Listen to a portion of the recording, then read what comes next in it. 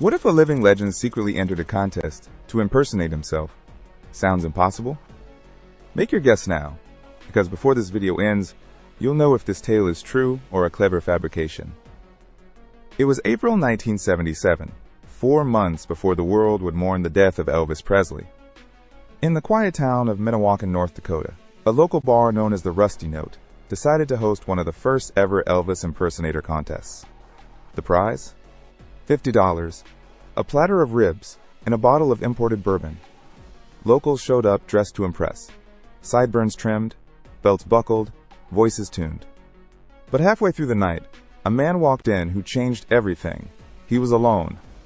Wore thick sunglasses, a jet black pompadour, and a high-collared leather jacket zipped up tight. When his number was called, he stepped on stage, adjusted the microphone, and sang just one song. Can't Help. Falling in Love. The crowd froze. People said his voice didn't just sound like Elvis.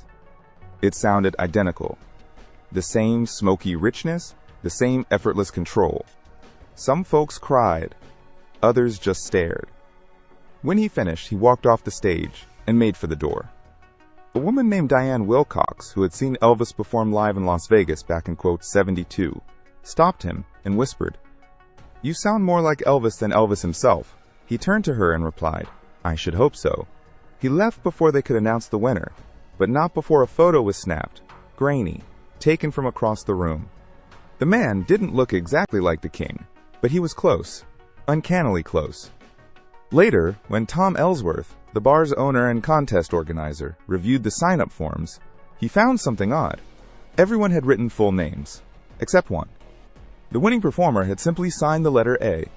Tom never found out who the man was, and 4 months later, Elvis Presley was pronounced dead at the age of 42. Could it be that Elvis, sensing the end was near, traveled to a remote bar in North Dakota to test the waters of anonymity?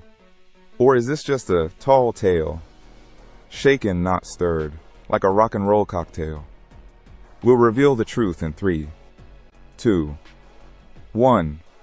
Do you really believe the king quietly slipped into a bar contest, sang his own song, and vanished into the Dakota night? Then you've been all shook up, for this story is pure fiction. Got it right? Like this video, you're the king of guessing. Guessed wrong? Follow WikiUSA and don't get all shook up next time.